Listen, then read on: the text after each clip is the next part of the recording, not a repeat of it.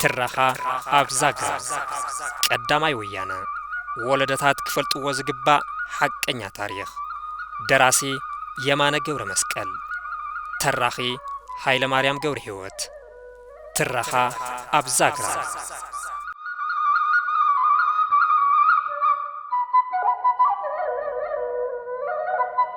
معالت حليفو بمعالت تتكأ እቶም ካብ ብጭቆና ስርዓት ሃጸይ ኃይለ ስላሴ ነጻ ዝወጽላ መዓልቲ ዝናፍቑ ዝነበሩ ገባራት ትግራይ ውን ተወከልቶም ወይ ድማ ኣቦ ገረባት ዝወግእዎ ልስቲ ወይ ድማ ቆጸሮ በጺሑ ብ16 ታሕሳስ 1934 ዓመተ ምህረት ኣብታ ንታሪኽ ዝተዓደለት ገረብ ዳልጌና ዳግም ተራኸቡ ገረብ ዳልጌና ዓይን ግዛእን እምብጠንጠለና بزبل دمصي توكلت جبرات تግራይ ተጋውሐት ዕላማኦም ክሳብ ንኹሉ ወግዓዊ ዝኸውን ገዛእቲ ደርብታት ሸዋን ተላኣኽቶም ዝነበሩ ዓቀይቶት ተጋሩን ንኸይሰምዑ ምሽጥሩ ጻዓት ብጽንዓት ዓቂባ ካብተን ካልኦት ገረባት ንበይና ተፈልያ ብፋና ነጻነት ደምቐት ተወከልቲ ገበራት ትግራይ ኣብ ሕቑፊ ገረብ ዳልጌና ኮይኖም ካልኣይ ህዝባው ደመር ቀጸሉ ካብቶም ኣብ ቀዳማይ ኣኺባ ዝመኸሩሎም ዛዕባታት ምጥንኻር ብተወሳኺ ካልኦት ሓድሽተ ዛዕባታት እውን ተላዒሎም ንኽዝተየሎም ገበሩን ካብቶም ኣብ ካልኣይ ዘተ ገባራት ዝተዛተዩሎም ሓድሽተ ዛዕባታት ውሽጢ እቶም ኣብ ከባቢ ወጀራት ወፍሪ ጋዝ ንምክያድ ናብ መሬት ዓፋር ዝወርዱ ዝነበሩ ዕጡዋት ኣብ ከባቢኦም ናብ ዘለዎ ኣቦ ገረባት ንኽሕወሱን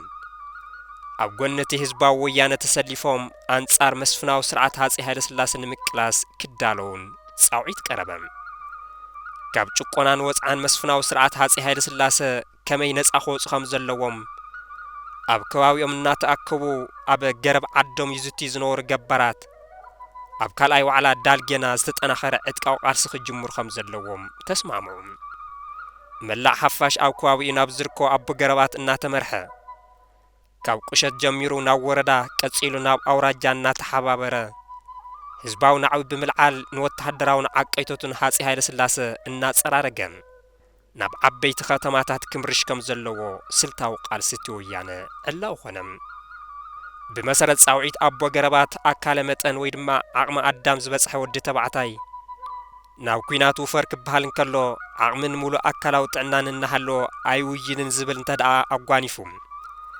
ቀሚሽ ሰበይቲ ተኸዲኑ ኣብ ህዝቢ ዝተኣከበ ዕዳጋ ክዘዋወርን በቲ ኣብ ዕዳጋ ዝተኣከበ ህዝቢ ክጽረፍን ከም ዘለዎ ካብ ኩሎም ማሕበራዊ ርክባት ህዝቢ እውን ንኽግለል ኣብቲ ዋዕላ ኣብ ስምምዕ ተበጺሕሉ እዚ ውሳነ እዚ ምስ ኩርዓትን ጀግንነትን ተጋሩ ንዘመናት ዝጸንሐ ትውፊት እንትትከውን ኣብ እዋን ወራር ሃገሩ ንኽከላኸል ነጋሪት እናተወቅዐ ጥሩምባ እናተነፍሐ ጻውዒት ምስ ተገበረሉ ሰሚዑ ከም ዘይሰምዐ ኣጽቂጡ ከይወፈረ ዝተረፈ ቀሚሽ ሰበይቲ ተኸዲኑ ኣብ ዕዳጋ ክዘውርን በቲ ዝተኣከበ ወዲ ዕዳጋ ክጽረፍን ይግበር ነይሩን ከምዚ ዝበለ ሰብ እንተጓኒፉ ንባዕሉ ተዋሪዱ ንመላእ ዓሌተ ዘመዱ ከም ዓብዪ ውርደት ስለ ዝቝጸር ዝኾነ ሰብ ክብሪ ቤተሰቡ ናይ ባዕሉ ጀግንነትን ነጻነት ሃገሩን ንምሕላው ብዘይሰጋእ መጋእ ካብ ምዝማት ንድሕሪት ኣይብልን ነይሩን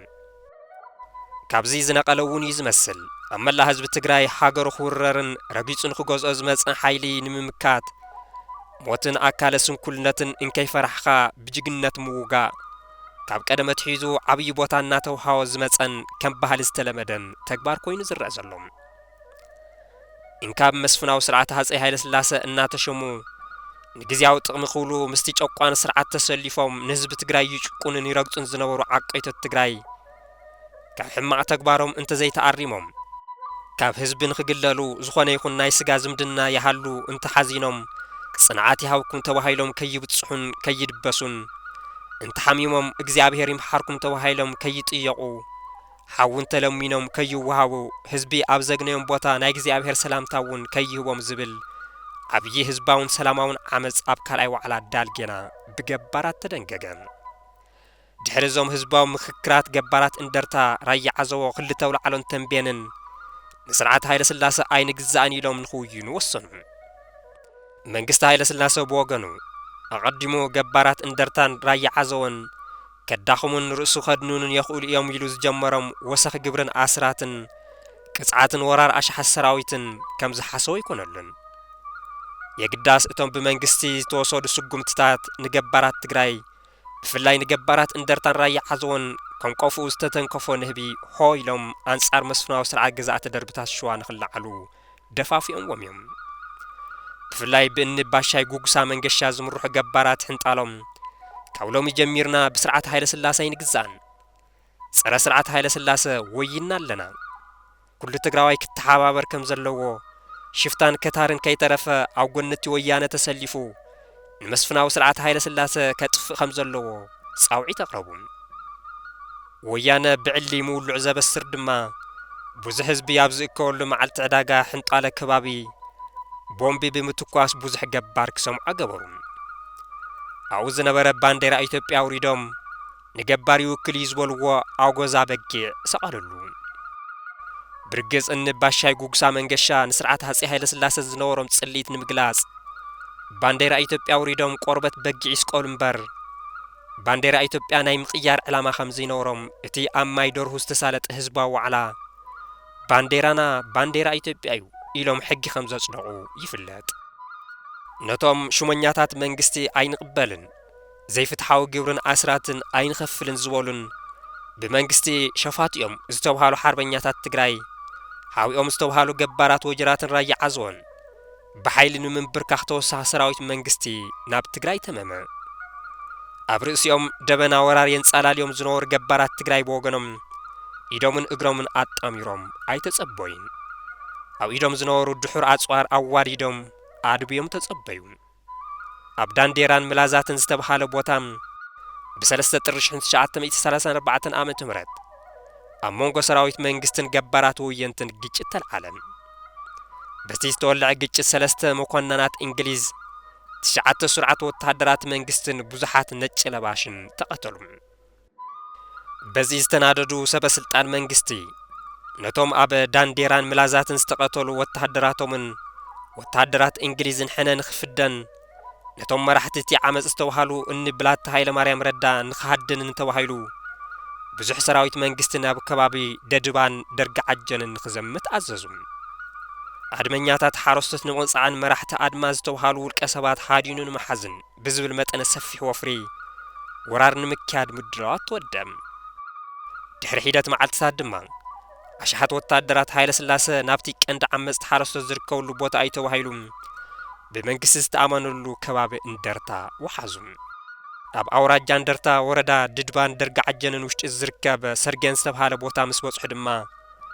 ብ16 የካቲት 1934 ዓመተ ምህረት ኣብ መንጎቶም ኣብ ሰርጌን ዓሪዶም ዝነበሩ ወየንትን ሰራዊት መንግስትን ውግእ ተኸፈተ እቲ በቶም ናይ ትግራይ ጠቅላይ ግዛኣት ዋና ጸሓፊ ቦክረ ወልደ ጊዮርጊስ ስለ ትግራይ ጠቅላይ ግዛኣት የጸጥታ ኣኳን ብዝብል ርእሲ ተጻሒፉ ኣብ ሃገር ግዛኣት ሚኒስተር ዝርከብ ሰነድ ከምዚ ብምባል ይገልጾ በቶም ኣብ መቐለ ዝነበሩ ወታደራዊ መራሕቲ ዝእዘዝ ሰራዊት መንግስቲ ኣብ ደድባን ደርጋ ዓጀንን ዓሪዶም ንመንግስቲ ኣይግዛእን ብምባል ሸፊቶም ዝነበሩ ብላታ ሃይለ ማርያም ረዳን ሰዓብቶምን ሃዲኑን መሓዝ ተልኣኸ ኣብ ደድባን ደርጋ ዓጀንን ሰርጌን ዝበሃል ቦታ ምስ በጽሐ ግን ብብላታ ሃይለ ማርያም ረዳ ዝምራሕ ሓይሊ ሃንደበታዊ መጥቃዕ ተፈንወሉ ዝተወሰነ ውግእ ምስ ተኻየደ ድማ ሰራዊት መንግስቲ ተሸኒፉ ብዙሓት ሰራዊትን ኣጽዋርን መንግስቲ ተማሪኹ ነዚ ተኸቲሉ ድማ ነቶም ኣይንግዛእን ኢሎም ዝዓመፁ ገባራት እንደርታን ራያ ዓዘቦን ተወሳኺ ከቢድ መቕጻዕቲ ንምቕጻዕ ዘኽእል መጠነ ሰፊሕ ወፍሪ ንምክያድ ተባሂሉ ንኽልተ ወርሒ ዝወድእ ምድላው ተገበረ ካብ ሸዋ ወሎ ትግራይን የጁን ዝተውጻጸ ልዕሊ 35,000 ዝኸውን በዓልጋ ወራሽ ኣስፋ ወሰን መኮንን ዝምራሕ ስሩዕ ሰራዊትን ነጭ ለባሽን ናብቲ ከባቢ ብምዝማት ካብ ወርሒ ሚያዝያ ክሳብ ሓምለ 1934 ዓመተ ምህረት ኣብ ርእሲ ገባራት እንደርታን ራያ ዓዘቦን መጠነ ሰፊሕ ወራር ተኻየደ እቲ ገባራት እንደርታን ራያ ዓዘቦን ንምቕጻዕ ብዝብል ዝተኻየደ ገዚፍ ወፍሪ ንምክያድ 431,490 ማርያ ትሬዛ ብመንግስቲ ወጻኢ ዝተገበረሉ እንትትከውን ነዚ ገዚፍ ቁጥር ዘለዎ ሰራዊት ቀለቡ ግን ካብ ገባራት እንደርታን ራያ ዓዘቦን እናወረረ ንኽቅለብ ተወሲኑ ገባራት እንደርታን ራያ ዓዘቦን ንልዕሊ 35,000 ሰራዊት መንግስቲ እናተገደዱ ካብ ምቕላብ ተወሳኺ 50,000 ከፍቲ 50,000 ማርያት ሬዛ 50,000 ጠመናጁ ንመንግስቲ ንኽኸፍሉ ተገደዱ መኩርያ መካሻ ዝተባሃለ ጸሓፉውን ኣብቲ ተጋድሎ ዝብል መጽሓፉ ብኸምዚ ይገልጾም ህዝብ እንደርታን ራያ ዓዘቦን ቅልጽሙ ኣተሓባበረ ሓረስቶት መእተውን መውፅን ሰራዊት መንግስቲ እናተኸታተሉ ሰለይዎ ሰርጌን ኣብ ዝተባሃለ ቦታ ምስ በጽሐ ድማ ኣድብዮም ብዝጸንሑ ወየንቲ ሃንደበታው መጥቃዕቲ ይፈነውሉ ኣብቲ ቦታ ን3 ሰዓታት ዝኣክል ውግእ ምስ ተኻየደ ዓወት ንሓረስቶት ኮነት ዓወት ሓረስቶት ካብ ጫፍ ናብ ጫፍ ተሰምዐ እቶም ንጉስ ከይተረፉ ሓረስቶት ሰልዋ ሕንጣሎ ደድባ ደርጋዓጀንን ወጀራትን ንሰራዊት መንግስቲ ከም ዝደምሰሱን ብዙሕ ጠበንጃ ከም ዝማረኹን ተነገሮም ውግእ ሰርጌን ኣጽዋር መንግስቲ ዝተማረኸሉን ወታደራት ሃይለ ስላሴ ዝተደምሰሱሉን እዩ ሓይልን ጅግነትን ወየንቲ ዝተመስከረሉ ውግእ ስለ ዝነበረ ካብ ዝተረኸቡ ኣጽዋር ብተወሳኺ ኣብ ሓቦን ወነን ወየንቲ ምሕያል ዓብዪ ረብሓ ነይርዎ ስርዓት ሃፄ ሃይለ ስላሴ ነቲ ኣብ ሰርጌን ዝበጽሖ ስዕረት ሕነ ንምፍዳይ ዘሎን ዘየለን ሓይሉ ተጠቒሙ መጠነ ሰፊሕ ወራር ንምክያድ ድማ ወፈረ ንህዝቢ ኣውራጃ እንደርታ ንምቕጻዕን ንምንብርካኽን ብዝብል ተሃዲድ ዝወፈረ ሰራዊት መንግስቲ ብመስከረም 1935 ዓመተ ምህረት ኣብ ደድባ ደርጋዓጀን ዝርከብ ኣራ ዝበሃል ቦታ ምስ በጽሐም ምስ ሰራዊት ወየንቲ ውግእ ገጠመ ድሕሪ ከቢድ ውግእ ምክያዱ ድማ ሕዝውን ጀጋኑ ሓረስቶት ወየንቲ ዓወት ሓፈሱ ፕሮፌሰር ክንፈ አብርሃም ብዛዕባ ውግእ ኣራ መልኪቶም ብኸምዚ ይስዕብ ይቕምጥዎም بمسكرم 1935 ዓመተ ምህረት መንግስቲ ኣብ ደድባ ደርጋዓጀን ዝርከብ ኣራዝ ተባሃለ ቦታ ካሊእ መጥቃዕቲ ኸፈተ ኣብቲ ውግእ ንሱውን ብኮሎኔል ኣርያ ወልደ ኺዳን ዝምራሕ ሰራዊት መንግስቲ ብዘሕፍር ኩነታት ተሸነፈ ሓው ኮሎኔል ኣርያ ወልደ ኺዳን ዝኾነን ካብቶም 16 ነቲ ውግእ ዝመርሑ ዝነበሩ ቀንዲ ኣዛዚ ሰራዊት መንግስትን ሓደ ዝነበረ ማሞ ወልደ ኺዳን ተማረኸ መኩርያ መካሻውን ብወገኑ ንውግእ ኣራ ብኸምዚ ስዕቢ ዝገልጾም زعدم لبي بتقيت من بركة يتخالن أرى أبغوني حرست تسلفت وتحدرات منجسي تونجوم النادر بيو إجريوس إني لهم كهاد مجمرو أبزوج هو جني ولمن كل مريت نحرست عيب سعرو أمو قدقادو راهيو جدلو ربو عين مايون أراويتن كله نحرستيو سلزغنا دما أب أرى نمرحت توج حويسو بزحات وتحدرات مستوانجوم إيدوم من العلجيرم بوين تتمارخو بكرة ولد جرجس بزعبا وصيت وقعت سرجين أران زنبرة عزوتهم أبتي سلة تجري تقلي جزءات يتصدق قان بزبر رئيس الصحف و أبهاجر جزءات مريستر زركب مستراو سند كم زي بمبال يقل صوم ببلاد هاي مريم ردا زمر روح جبارات أو وقع سرجين أران بزرخو وتدرار بتعوتاتن بزمارخو أسوارن حيلهم نمتنخار كيلوم يوم توم كم ترى شفت زرعي زنورو بلاد هاي مريم ردا دما حروق سرجين أران أو حزب عبي زنا خرخو خيلوم يوم في الله أو كواب خلت تولع على بزرخو عبي تقبلنت بزحت جبارات اتي كوابي ألا عيلهم أو جنت ويانا نخسلو فوقيرهم يوم جبارات كل تولع على مس بلاد هاي مريم ردا تسمع يوم مسوينو منجستي استفعلوا قصعاتن تجور اللمون بمتكلم صنيعهم نتي استبين لهم قصعات كي ترف عين قبلن بمبال أنصار منجستي تلعيلهم يوم نهزب تجراي ست لبت أبيلهم نمجزع زوفرو أشحت وتحدرات منجستي دحرت أماناجو بستعاطو جبارات تجراي تدمسسو بعوت وين تحرست تجراي أزيوم زحرقون استناددون أما حدرتي أو رجان ورداتاتن اندرتا أبرسي سلامو حزبي دربان درجع عجنن كبير قد أتوصحو أبتي وان كابز فتسموم بدلات أدميان نعم هوان زي أخلا أوالد كبران صهنن بحيلن بكفعن معمات نبرا السلام أو حزبي مكسالن مورارن زي أمسلو وتم وحدات يوم بسراويت سرعات هاي لسلاسة أب جبارات سلسلوا حنطالو وجراتن ددوان درقع عجن استفتسم إيساو أو قفعن بدلن تتناخيرون خطسل بما خلاي منجستي كم عبي تلميتة حازر شمونياتات منجستي أين قبلن أبرسي موالهم نعفار وريدهم غاز بمجزاي بزح نبرتن تريتن حزب عفار وريدهم يوم توهيلهم تونجلون وفر غاز نمتراف بزبل قرباب دما عبرسيستهم جبارات توسح ورار نمفصام تنقسعوسون